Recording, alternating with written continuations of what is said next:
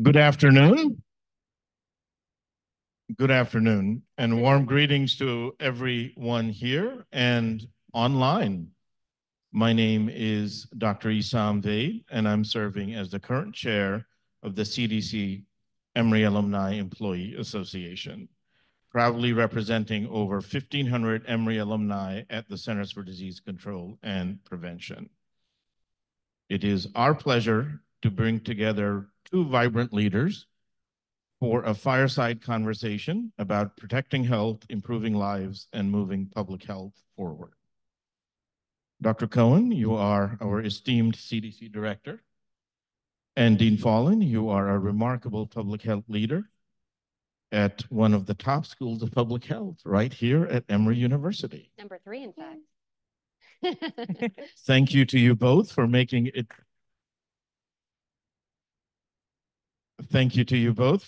possible for us to have this conversation this afternoon. We'll look forward to how this anticipated conversation unfolds this afternoon right here in this room. I would like to thank the CDC Emory Alumni Employee Association Board for their enthusiasm and energy. We discussed this idea months and months ago, and it is finally happening. Thank you. CDC EA members, please be recognized. If you are online or here, if you're here, you can stand and be recognized. Thank you for your service to the CDC Emory Alumni Employee Association. Many thanks to our senior alumni director, Michelle James, for all of her support. Thank you for making this possible and for so many other things you do. So if you are into public health and you are an Emory alumni working at CDC, we ask you to be involved in our Emory Alumni Employee Association. It is an engaging group and a whole lot of fun. We feature marquee events like this one, service activities, professional development, and a lot of social stuff too. To our public health students here, see how exciting things are after completing a public health degree? So now let's move into our fireside chat.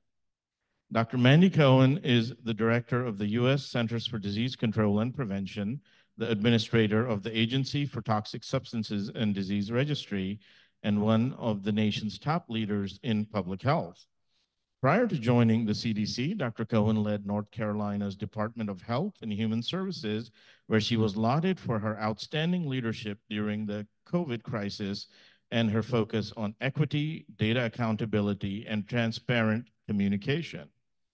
In that role, she transformed the North Carolina Medicaid program through the state's Medicaid expansion and her focus on whole person health with the launch of the country's first statewide coordination platform. She has served as the Chief Operating Officer and Chief of Staff for the Centers for Medicare and Medicaid Services, as well as Acting Director of the Center for Consumer Information and Insurance Oversight. She was also involved in the development and implementation of the Affordable Care Act. Prior to joining CDC, Dr. Cohen served as the Executive Vice President at Aildade and CEO of Aildade Care Solutions. Dr. Cohen received her bachelor's degree from Cornell, her Doctor of Medicine degree from the Yale School of Medicine, her master's in public health from Harvard's T.H. Chan School of Public Health, and trained in internal medicine at Massachusetts General Hospital. Thank you.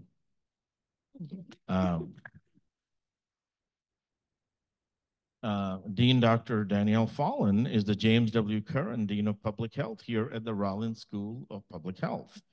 With more than 250 scientific publications that have been cited more than 22,000 times, Dr. Fallin's globally recognized research focuses on applying genetic epidemiology methods to the studies of neuropsychiatric disorders, including autism, Alzheimer's disease, schizophrenia, and bipolar disorder, to developing applications and methods for genetic, epigenetic epidemiology, as well as mental health development.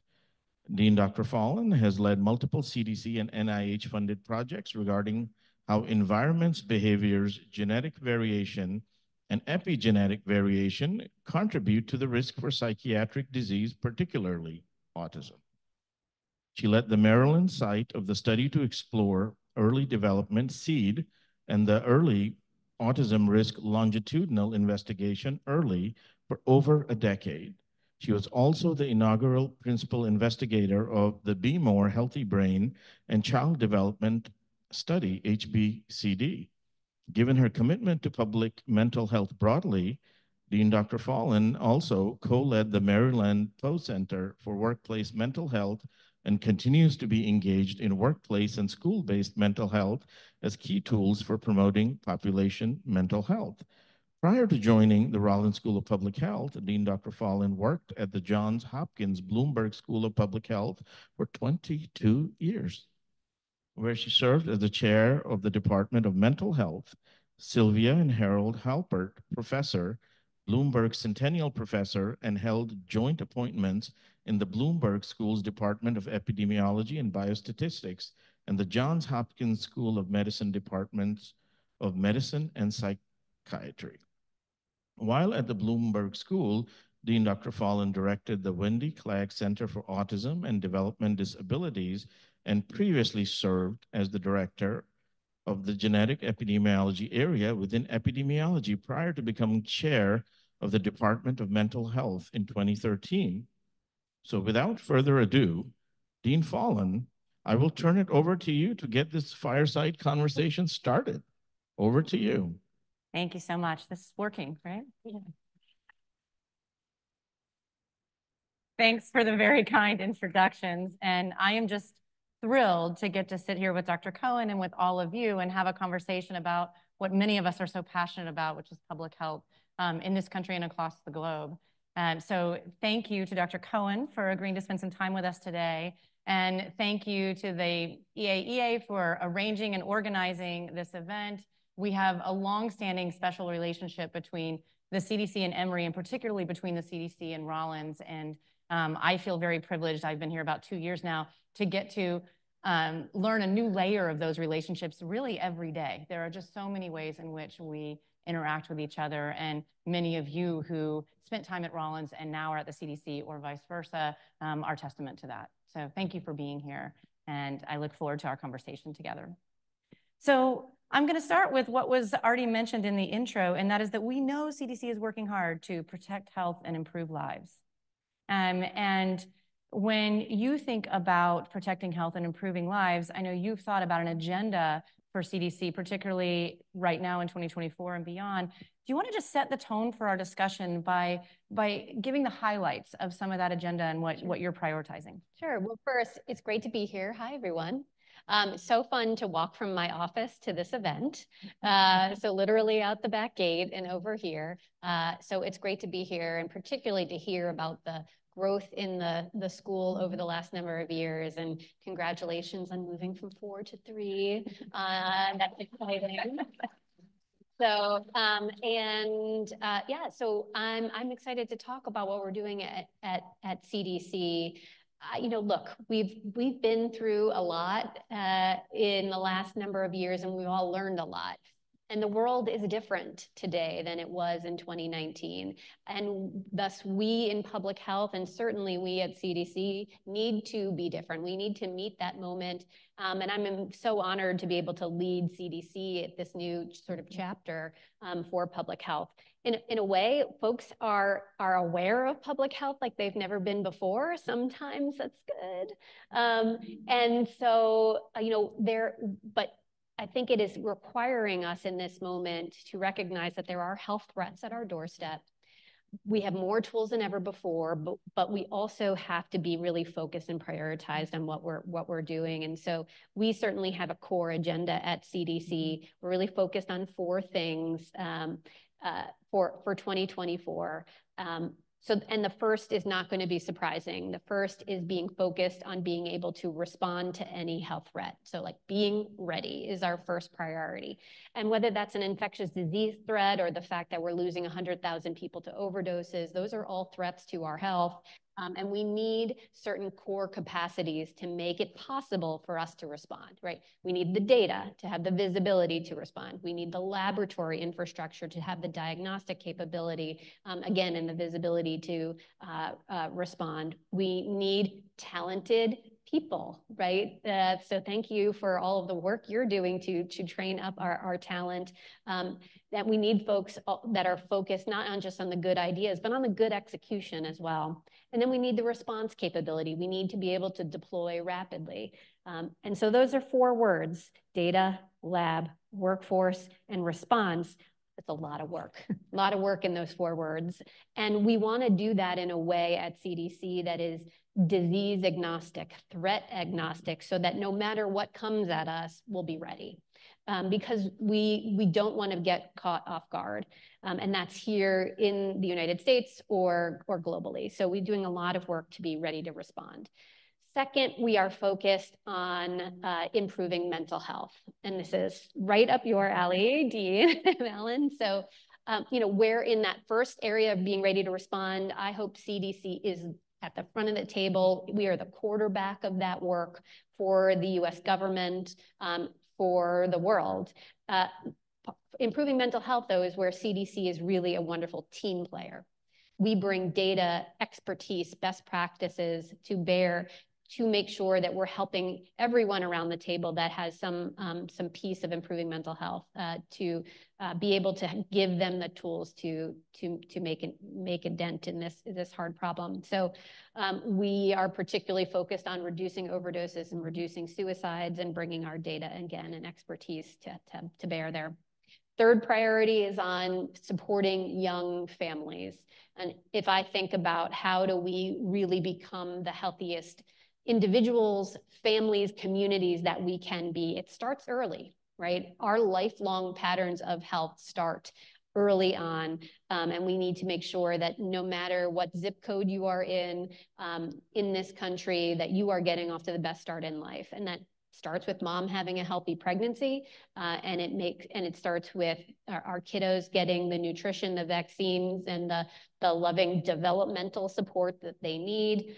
And it's also worrying about mom and dad's health, right? Because making sure they're preventing heart disease, diabetes. So they are here to make sure that they can be nurturing of their family for many years into the future. So that's a lot of our prevention work and the often forgotten P of CDC and prevention. So those are the 3 core areas. And then importantly, fourth for us at CDC is internal work. As I said, we're in a new moment. The 4th priority for us is about CDC operating as one team. So you probably heard about the CDC Moving Forward effort, which was, definitely embedding lessons learned. This is the next chapter of that, to be really working together as one team. So whether you work on HIV or you work on COVID or you work on malaria, we're all planning together as one team. There are core things that we all do together. And so we can be stronger and go faster together. So those are our areas that we're focused on. And we are rightly continuing to talk about the mission of CDC as being able to protect health and improve lives. Folks got to know CDC, like I said, through the pandemic, but there's so much more than respiratory illnesses, as we all well know, that public health and CDC is working on. And so we're trying in 2024 to help folks see all of the things that CDC is bringing to the table. Really fantastic. Ambitious, but also practical and setting priorities of where you want to spend time this year. I'm really excited about all of those. And I'm going to ask you a little bit more detail about some of them, if you don't mind. The first one is no surprise that I am passionate about mental health and about public mental health, and really the idea that there's really no part of public health that isn't touched by mental and behavioral health. And we can improve any aspect of the work we do, from respiratory illness to suicide prevention, by taking a mental health lens as part of what we do. And so I love that theme. Can you just talk a little bit more about what the immediate steps are towards this from a federal agency perspective, and particularly from CDC's perspective? Yeah, so there's a number of places. Again, I think this is where CDC brings data expertise and our evaluation and investment in particular programs. And again, we are one of many folks across the Department of Health and Human Services working on this, but really all across US government. One of the things that is already out and we're doing a lot of work on is related to youth mental health. So we have a youth mental health action guide for educators, really focused on things like resilience and mindfulness, and for our folks who are our teens. And I'll just say, as a mom of a 9 and a 12-year-old, it's on my mind a lot about their mental health, and how are we making sure to support our educators who are interacting with our kids every day, to be able to identify warning signals, but also support our kids. It's okay to have big feelings. How can we cope with those feelings, right? That gives us really good skills as we move into adulthood. So that's one. We do, right, evidence-based best practices that we can put into a place and say, and what we're trying to get better at CDC, you can't just have an action guide and like put it on a website and be like, good job, right? It's active work to help folks take that and make that implementable, and walk folks through it, make it real for folks. So there's a ton of work going on under the water, if you will, where we're working with our educators to make sure that actually becomes a living things that we're acting on in our schools. We're just about to release a suicide strategic plan for the whole of US government. So stay tuned, it's coming in the next week or so. And that's been a lot of work with stakeholders to put that together. And again, where does CDC fit in?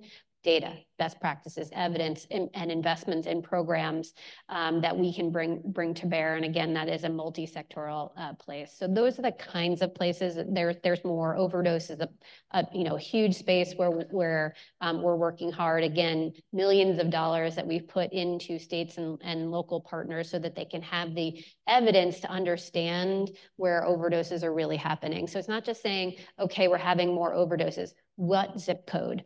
What substances? How can we inform everyone with the right data so you can really direct your resources to the right place? Again, turning that science into action, that is where we want to be.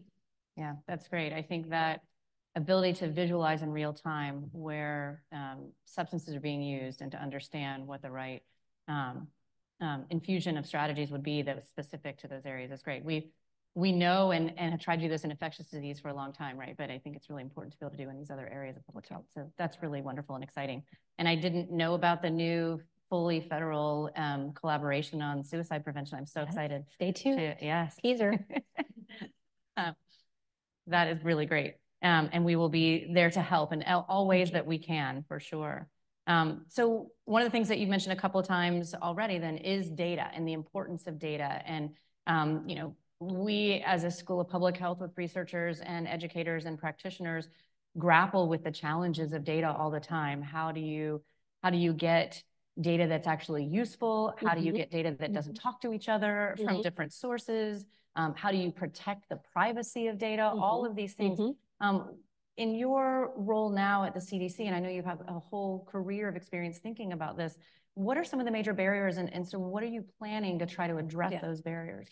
I'm a data gal, think about data a lot, and my team knows we think about, I think data is so fundamental to us being able to do our work in public health, but it is also the way we knit together the siloed way in which we can protect health, right? Public health is one aspect of protecting health, but we have to knit together with what's going on in our health delivery system and what's going on in our communities. And to your point, those data systems right now don't talk to each other.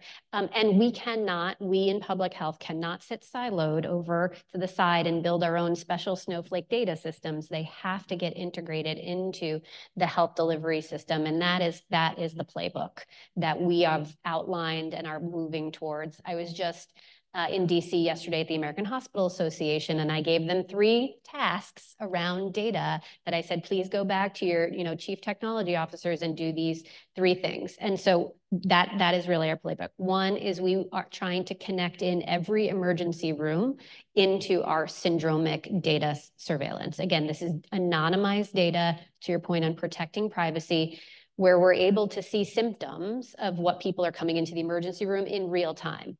This helped us just in the last few weeks, as you've likely heard about avian flu in the news, our first case, and we were able to continually, and we are daily, looking at our syndromic data in the places where there are infected cattle herds and looking at what's going on in those emergency rooms. Are we seeing more conjunctivitis? Are we seeing more respiratory illnesses? The good news, no. And we're also able to now have more visibility into lab data. Are we seeing more folks ordering flu tests right out of season? Like that would trigger some warning signs for us. And the good news, no, but having that data is super important. The second is we want to get to electronic case reporting. Again, that connection point between health delivery and public health. We do that with boring stuff like fire standards for any of you who are data nerds like myself, but we have to have data that can talk to each other, and using those standards that health delivery system has used for a long time, we need to do that in public health so we can get that delivery. And then there's an even dorkier thing called TEFCA that allows us, instead of sending between Rollins and CDC or back and forth, right? It is a network. So you're not sending things point to point, but you're able to share in a networked way. It's sort of how our cell phones operate, is the best way I can think about it. So those are the kinds of ways in which we're really trying to be super tactical. What can we do now? Of course, this all requires resources, and what I want to see going forward is more authorities for CDC and public health to integrate that data. A lot of what we're doing right now is voluntary. So, right, I went to AHA and said, please help us. And now I think a lot are doing it. They have the memory of the pandemic, how important that data interconnection is. We're making it super easy for folks, but we're still saying, please, will you do it? As opposed to being like, you gotta do it. So we're not there yet. I need Congress's help if I'm gonna get to the you gotta do it place. But we're working with the Coalition of the Willing, which is still a lot of folks, and we'll make a lot of progress there. So that's our focus for 2024. That's great. Really exciting to see happen. I'm gonna pivot just a little bit. And I think you've said this a couple of times, or at least implied a couple of times, the importance of awareness of things. So when you talked about not only the implementation of the school-based mental health training work, it's also just the awareness. Do folks know about the training? Do they know about the resources available to them? And that's one form of communication. But I've heard you talk about communication in a much broader way in terms of what we in public health, and certainly what CDC has to do. And I wrote down a quote from you that just said, at CDC, our communication needs must be transparent, quick, and clear. We must flood the zone with good information. Yes, that's right. I love that. I like that. And I will say, and I think you and I have talked about this, privately before, here at Rollins, we have really recommitted to communication as a core value and skill in public health. And in the way that we disseminate information about public health, but also in our own capacity building, our own training of our faculty and staff, and our training and development of students who become the next workforce of competent communicators. So that's what it means to us to really focus on communication. Can you share a little bit more about what it means to you and kind of the different ways that you're thinking about it through the CDC lens? Sure. I think if data is the thing that knits us together, communication is the action that gets behavior change, right? So it is so, again, fundamental for us to be able to do it. Look, Benjamin Franklin said, I didn't have time to write you a short letter, so I wrote you a long letter. And what he's meaning by that, and I very much think, it's actually harder to be concise, to be simple, and that is a skill. And I'm so glad that you're taking up the mantle on this. I think every one of us who are public health practitioners absolutely need to hone this skill. It doesn't come naturally, that's okay, but it can be practiced, it can be learned, but it is a skill that we need to be mastering. I was share, the other part of this is we have to recognize that the way all of us are consuming information is completely different than it was 5 years ago. Yeah. Maybe even 2 years ago, right? And we have to keep pace with that. And I was sharing earlier with a group of leaders around Atlanta about the fact that if we want to communicate well, we have to be entertaining, right? And that's, folks are consuming their news in a very entertaining medium. And I don't think we've risen our game. So we got to figure out how to do that. How do we break through? Because it's tough.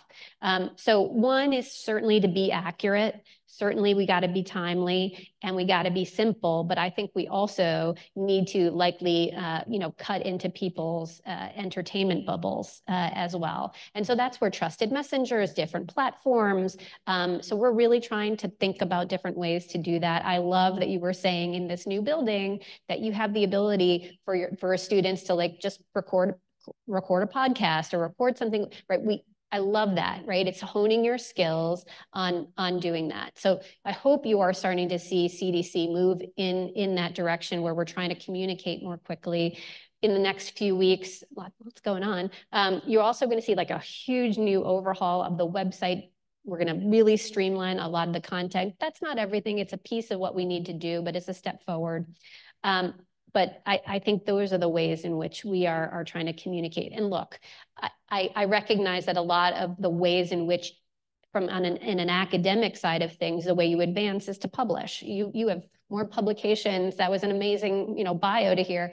But writing for a publication is not the same thing as writing for us normal people who don't read publications quite as much. And so we have to be building both kinds of communication skills and rewarding, and I hope to see more of rewarding in academic environments of the kind of communication that gets impact and behavior change.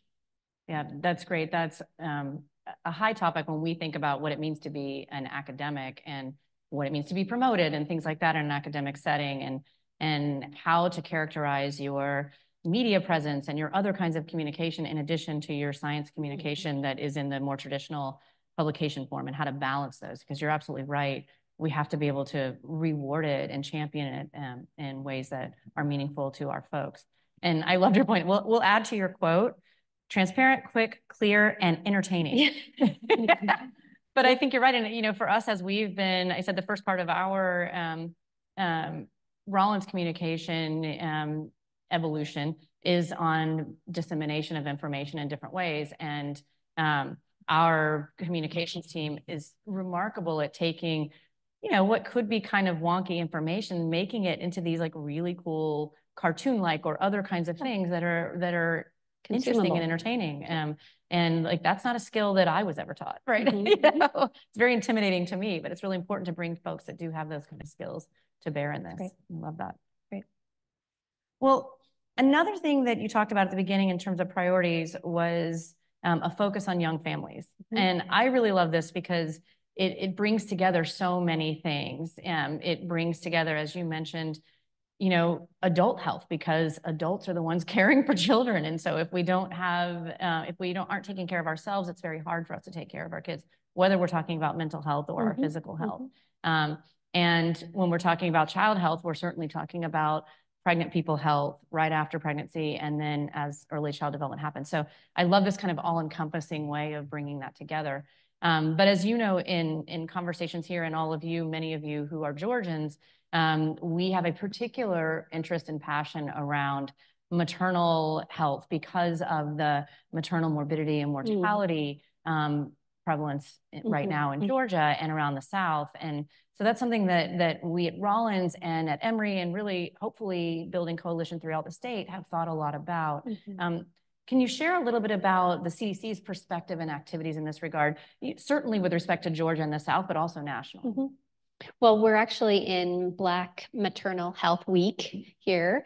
And last week, we kicked that off with bringing together all the folks who work on our morbidity, mortality reviews for maternal health across the country. And these are review committees that look at, unfortunately, when a mom does die, what happened, how do we get to the bottom of it? And like the sad part is 80% of it is preventable.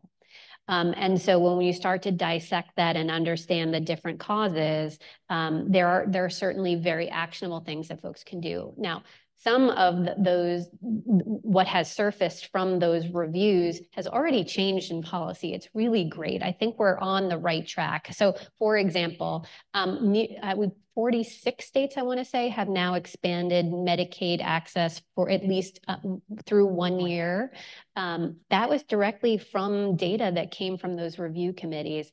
We've also, one of the things we're seeing in the data, again, to talk about mental health, the leading cause of maternal death is related to mental health, overdose, suicide, right? So how do we make sure that that is front and center, just as much as screening for, diabetes and high blood pressure, which are also really important, but how do we screening for mental health, as well as other, risk factors related to suicide or overdose, to make sure we're addressing those factors up front. So having that visibility, again, allows us to focus our resources and focus. And in different places, there are different challenges. So in Georgia, there may be a particular way folks want to prioritize their resources. I was just in Northwest Arkansas, where they're unfortunately 50th out of 50, like doing not well in Arkansas in terms of maternal mortality. And they're looking specifically at their data, which is different,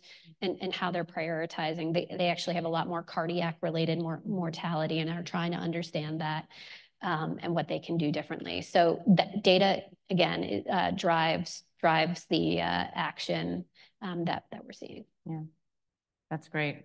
That's exciting.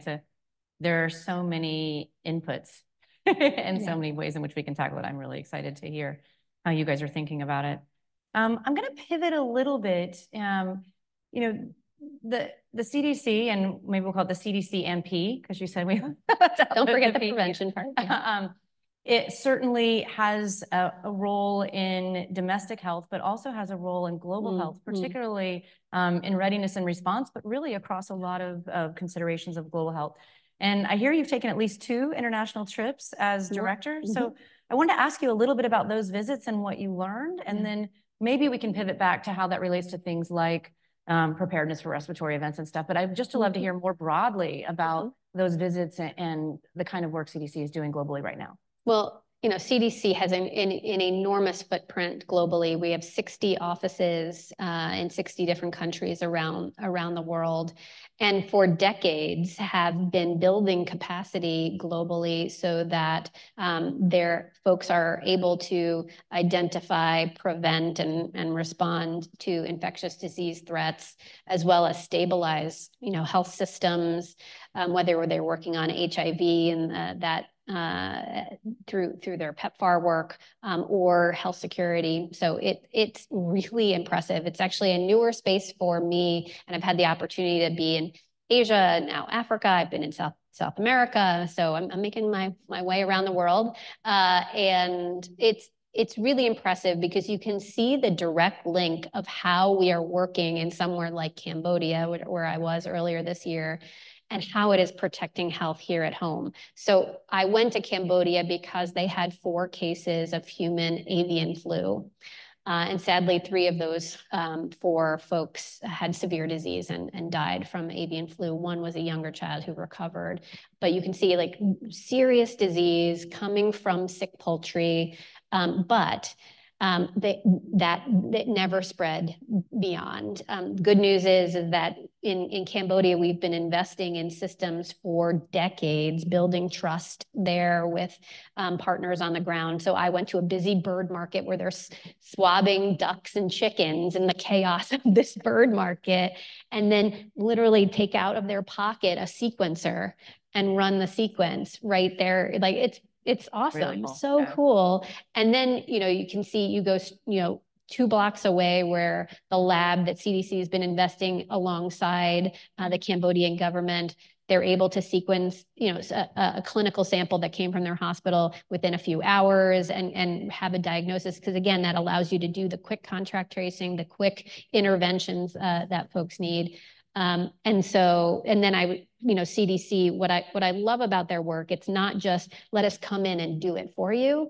It's standing by, coaching, teaching, and helping folks build capacity. I can't tell you, my team can tell you how many folks we have trained all over the world in epidemiology, in laboratory capability. It's unbelievable. And it's really, I take absolutely no credit for it, but I love the way they've approached it, which isn't just like, we're here to help and we're going to do it for you. It really is taking the time to build the capacity, which is tough. Like when there's a lot of problems around, sometimes you're like, well, let me just do it myself, right? Let me just build this lab and we'll run it. No. Like the fact that we are building in a way to give others capacity, I think is really smart and strategic and protects us here at home. Because what that means we have is an early warning system all around the world. There are gaps, we have work to do. There are certain countries where we don't have the visibility that we want, and we're trying to build relationships and make investments there. But we have a lot of eyes around the world in a way that is wonderful, down to this chaotic bird monk in Cambodia and Phnom Penh, that you can see, like, that's how we're preventing avian flu, coming back here to the United States. So it's really remarkable. Yesterday, we just released a US government global health strategy plan, and it is awesome to see how the national security side of the government, who tends to had not thought as much about health, they're thinking about health now all the time, which is wonderful, right? Which means they understand it, they resource it, and we have the talent thinking about it. So it's great to bring all of those levers of government together to protect health globally so that we can protect health at home. Yeah, that's fantastic. I think we all in public health, believe deeply that a healthy world is a healthy country and vice versa, right? And your point about capacity building, also a core value for our Department of Global Health and really for the work in all of our departments in global health, is the idea of decolonizing research and health systems, and making sure that capacity is built and sustained and supported for folks around the globe. So that's great to hear, and to know that we're all aligned and thinking about it that way. I'm going to pivot to something else that you talked about at the very beginning, and that was one of your 4 areas was workforce and workforce development. And as you know, we are very proud of part of the workforce that we have helped to create and educate and populate. And for us right now, building a diverse and competent workforce in public health that can solve the current and emerging issues at the Rollins School has taken the form of we are now evolving who we teach, trying to reach different kinds of students and audiences, how we teach, trying to think about the different kinds of modes and the ways that we do it, and certainly what we teach in terms of what are these competencies that are needed for the future. We talked about communications, and we could talk about data visualization and some of the others that have come up. So that's what it means to us. But for you right now at CDC, what does it mean to work on workforce? Well, first, thank you for prioritizing diversity in the workforce, because if you think about making sure that we are making impact in public health and the behavior change, that's all a matter of trust. And trust comes from knowing communities, having that existing trust, because you're able to understand challenges in unique ways. So in order for us to do our work well, we have to have a diverse workforce that has different perspectives. It makes us stronger. At the same time, we need folks that are well-trained. So, right, you're the pipeline that allows us to create a diverse workforce, because it starts with folks who are training in diverse. So thank you for that. That is very, very much a priority. But in particular for me, from a workforce perspective, I think we've definitely focused on data skills and laboratory skills, but I want to foot stomp on the communication skills as well. I want to prioritize, yes, we need amazing scientists who are going to stay in the lab. And I'm not saying that if you're in the lab, you also need to know how to communicate, but to respect the science of communicating as a discipline, just like we respect data science as a discipline. So that is definitely an area of focus. I also think that we've learned a lot. So to come to CDC, what I'm asking from our team is to really focus on operations or execution, and to really understand how what we're asking of folks or doing with partners really works on the ground. And upskilling in some of the not just having the right, the ability to publish the right scientific paper, but then, well, how do you translate that into action and what does that mean? So we're really trying to focus also on prioritizing skills related to, to operational response kinds of capabilities, programmatic implementation capabilities. So I hope that helps. Makes a lot of sense. Diversity, amazing, want amazing scientists. Communications has its own skill set, and then another area of like really, really important skills is that operational skill. Fantastic. Well, we hope to continue to work together to make sure that we're on the education side, building that workforce. If that sounds like you. Yeah. There's the jobs open at CDC. Let me ask you a little bit bigger picture question. Given how much the field of public health and really society in general has changed in the last several decades, and the arc of your career that has spanned state and federal agencies, has spanned different sectors and different ways of looking at how public health can happen, and particularly the intersection or lack of intersection sometimes between government and private sector and nonprofit work. How has your thinking evolved, or are there things that have actually been reinforced that you said, yes, I was right, and this is, can you just share a little bit about your thought process about, in general, the public health field, and then specifically about this interaction between these different sectors? I think actually my biggest learning came from my role in North Carolina. And this is why I encourage folks, you should come, CDC is wonderful. Federal government is wonderful. I've had two stints now in federal government, right? I was at this, as you heard, the Centers for Medicare and Medicaid Services. Then I went to the state of North Carolina, and now I'm back in federal service.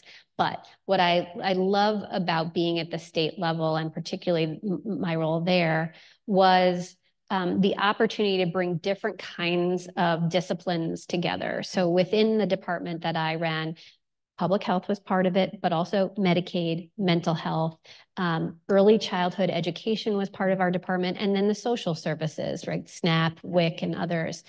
And that allowed us to think differently about how do we braid some of these programs and funding, and how do we plan together as one team. And my team here is this at CDC about being one team, but really what gets me excited is how does public health braid together, not just with health delivery, which we absolutely should, but also the social services, right? And mental health services that, unfortunately, as you well know, have been carved out. Wow, that's just a term I never want to hear again, right? And so for me, a lot of the learnings was, wow, we're so siloed.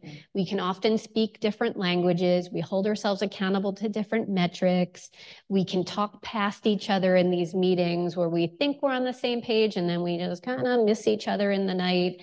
That how do we leverage each other, get the best out of what each discipline can bring, but actually we're just helping that same family, that same community try to be well and healthy. And how do we align all of the incentives, the dollars, the accountability to get to those outcomes? Like, that's what drives me and what I'm excited about. And I'll say, so as you are thinking about different careers and where that might lead you, I actually, not that I don't love being, I love being at the CDC, but being at the state level was awesome because a lot of times you can be closer to the work, closer to people, to relationships, in a way where the country sometimes is so big that I miss having the ability to have like deeper relationships with more folks. So that's that.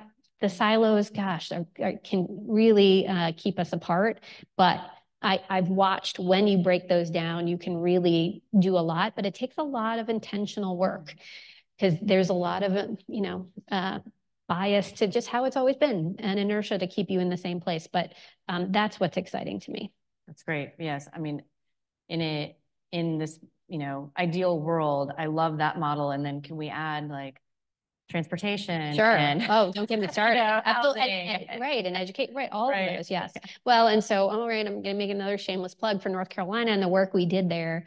But that's exactly how we braided things together. We did it within our department, but then we said, well, how do we get to a place where we can invest in health in a really comprehensive way? Now, we used a lot of tools in Medicaid, but we created a technology platform that knit together all of those different sectors. It's called NC Care 360. It's one unified statewide platform. We housed it at a independent nonprofit so it could be beneficial to the whole state. We had folks invest in it in all sorts of ways. We had transportation providers on there, social services, healthcare providers, right? And it is now a thing that knits together our community, and it's so awesome, and I'm very proud of it. So great, as you should be. Yeah. As you should be. Anything specific on that you want to add in terms of how do we bring the private sector in? Yeah. Well, look, a lot of healthcare is the private sector, so we are constantly making sure to be partnering with the private sector. I was just talking earlier about how important it is to make sure that we are remembering the lessons learned from the pandemic, where I saw the private sector and public sector partner in ways that was amazing. Whether it was, our hospital systems in North Carolina who are competitors, let's be honest, hospitals compete. But during the pandemic, when we had that common enemy, they were collaborating, sharing data, sharing resources. I mean, we would have people transferring nurses from one hospital that were not even credentialed in another hospital just because they were short, or, sharing vaccines or what. It was amazing. How do we keep up that collective spirit? Or it was my, private sector partners who were like, you need a problem solved, you need PPE, let's convert our, a supply chain line, or, hey, I'm an expert in operations. How can we help you make your vaccine clinics the most efficient possible, right? Those were amazing. On the other side, I also think we need to continue to work with private sector CEOs that I think now have an understanding about how important public health is, right? If you don't have a strong public health infrastructure, your business doesn't run. And so because your folks are not healthy, folks are not going to be, moving about. So I think there's an appreciation, and I don't want us to forget. So we really need to make sure that we are keeping our champions in the business community. I'll be with the chamber tomorrow morning, making sure that we are keeping up our connections. Here. Sounds great. Healthy communities and healthy workforce are critical to the economic story. That's right. Well, we are just about out of time. So I want to thank you again, and then open it a little bit. I think we'll have maybe, 5-10 minutes? Yeah. So that folks in the room can ask some questions. So thank you for this one-on-one. And then folks, if you have questions that you would like to ask, we'll open up the floor.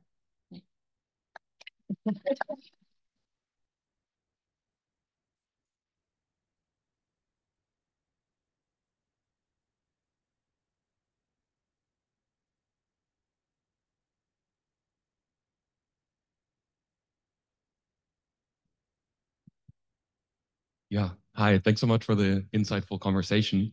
I'm a PhD student in global health focusing on NCDs. So my very self-interested question is, given the dramatically shifting burden of non-communicable diseases across low middle income countries, what are the chances that CDC will depart from its focus on infectious diseases and global health security? we have a lot of work to do in the global health security space. So that's, I think, going to maintain our focus for quite some time. But the way we're trying to invest, as I was mentioning at the beginning, right, is to have systems that are disease agnostic and I think can be threat agnostic, right? When you are building capacity for data and workforce, and right, that allows you to pivot to whatever is threatening the health of your community at that time. So I think those building of core capacities is really what we're focused on. Again, right now is very infectious disease focused because that's where the burden of health threat is right now. But I think that core capability allows us to then think about other threats as we go forward into the future. Thanks. Thank you. There's one over here.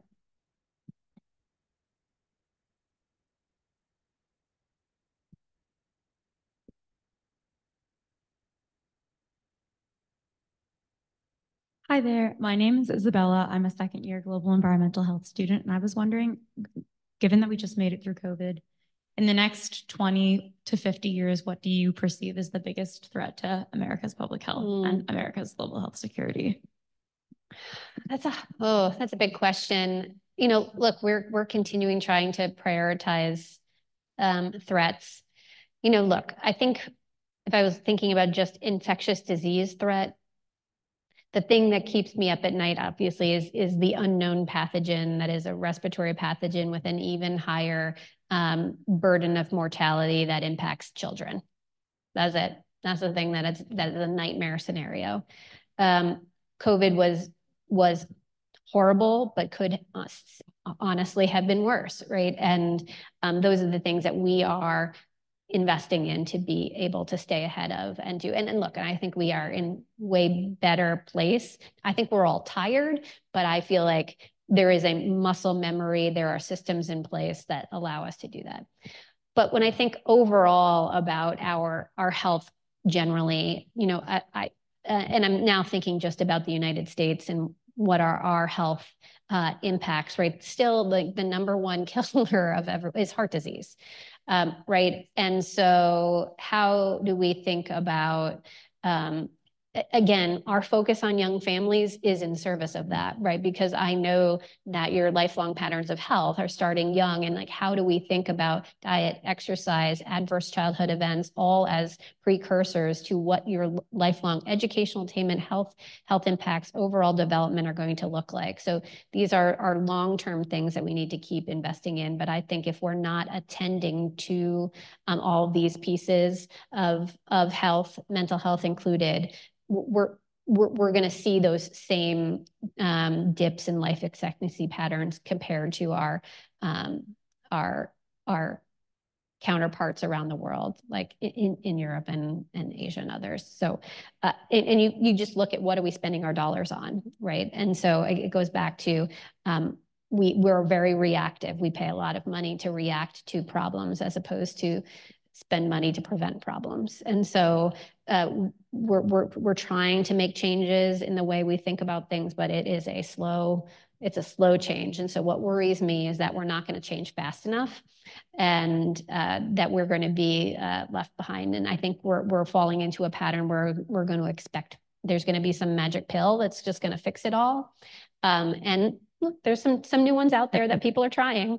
And I'm hopeful maybe those will work, but like, it's not going to all get fixed with a pill. So we got to figure out how we build resilient, healthy communities at their core.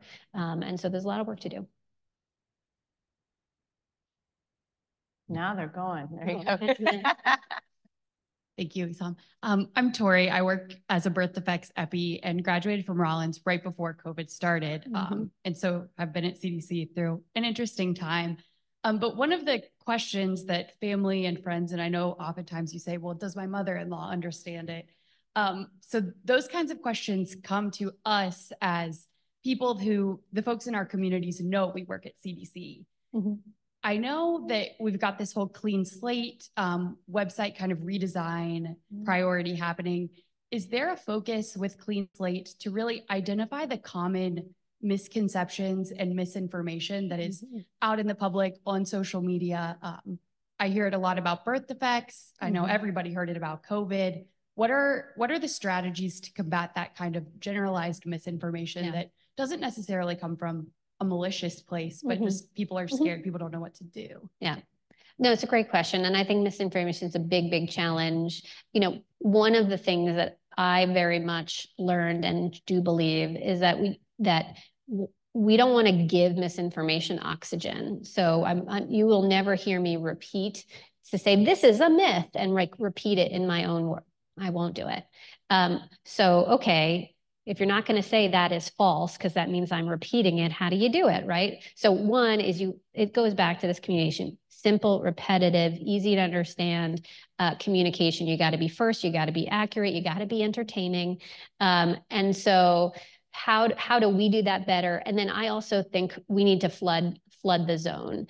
Now, there are algorithms that exist that really kick up these kinds of things. We have to be better than those algorithms, and we have to figure out how we can utilize those algorithms to also get our things amplified as well. So there are ways in which we can think about doing this and flooding those zones better than we are doing now. But again, I think it fundamentally starts with, do we have the right, accurate, simple, timely, clear and concise messages that we can get out there? And then I think it's both the words and the platforms and the messenger. Do we have the right messenger? I'm not that messenger for most people. Most people don't want to hear from me, right? They want to hear from folks maybe that they follow on Insta. Like, I hope they follow me. They could, but right, but I can't say TikTok because we may be banning that. I don't know. Right.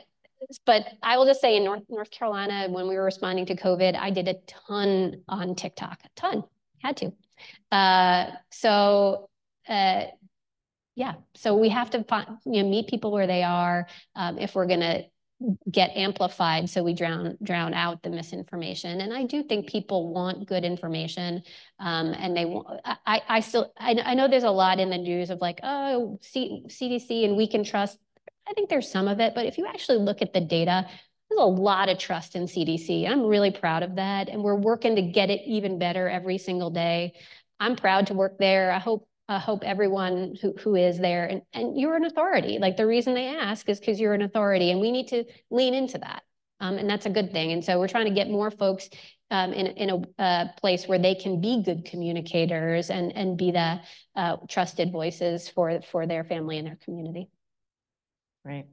I think we're close on time. Is that right? You're my timekeeper, Michelle. Okay. So I saw a lot of hands go up. We probably won't get to all of them, but we can probably take maybe 2 more. So he's going to have to be the chooser. Hi, my name is Rida. I am a second-year EP here at Rollins. So one of the things you talked about was the overdose crisis that is one of the CDC's agendas for this year. So what are some of the strategies that are under place to overcome this? I know about the overdose data to action.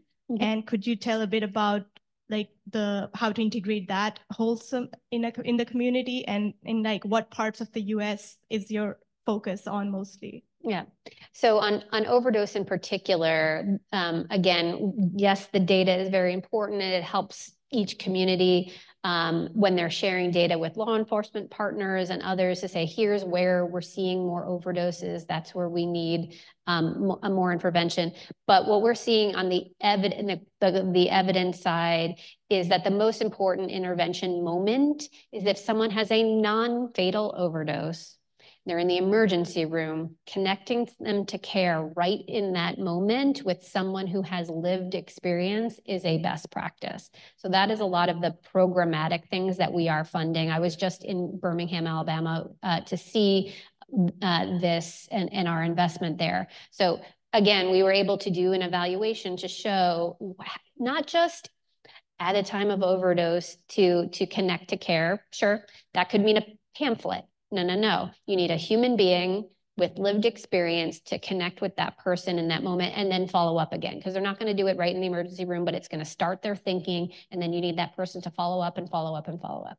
That's the way you get someone connected to care, right? And so like that's a best practice. CDC, CDC funded, we evaluated, and now we're trying to disseminate. And again, do we have the funds to support that in every community? No, but we are able to share that evidence so that when they have funds, for example, that are coming from opioid lawsuits and settlements and dollars, that folks know where to spend their money because we've done the work and done the research.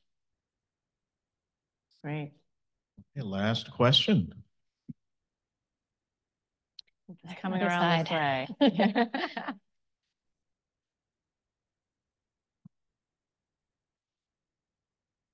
Hello, thank you so much. I really enjoyed this interview and very informative.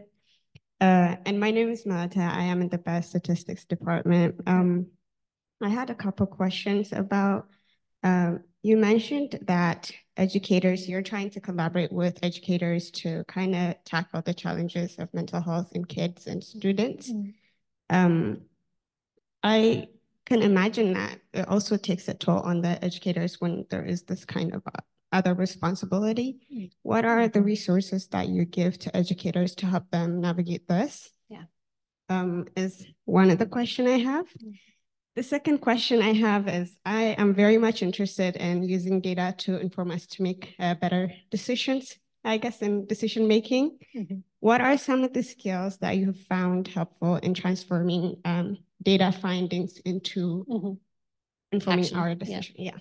Thank you. Great, two great questions. One on I think it's a real issue, right? So obviously we don't hold all of the cards in terms of resources on the education space. And, we are asking a lot from our educators. But what I think our role at CDC is, again, if they're going to have a little bit of time to focus them on the things that work. I think that teachers and educators, and I could say that because there are a number in my own family, they see it, they want to be helpful, but they don't know what to do or how to utilize their time. I think there's always more that can be done in terms of how do you think about resources and supporting teachers. But for us, the CDC, objective is to bring them the best evidence. So at least if you have a tiny window of time, here's what to focus your energy on and to prioritize. And the other is how do we turn science into action? I think this is where I'm really hoping that we can continue to build skills around execution, implementation, because you can't just have the study findings and then put them out in the world and expect everything to change. You have to really be disciplined in how to take that finding and say, okay, well, that means we need this contracting and these people deployed and this kind of data system to talk to each other. And right, there's a lot that goes into making sure you build that. I think that's one of the great things when you come to CDC, you get that experience and build those kinds of skill sets. You can do that at the state and local level as well. And I think it gives you the window and insight on how you can turn those scientific findings into, okay, well, what does this mean in terms of action right away? But that's what we're trying to do every day and trying to get better at it. So it's a skill, and I hope that there's going to be more ways that we can teach that skill and folks can get practice at that even before there's a real emergency. Well, that's fantastic. As you can tell, folks are really appreciative, and I certainly am personally, of your sharing your experience, your wisdom, and your enthusiasm for making public health a better place every day, right? So thank you so much. And thanks to all of you for your participation and your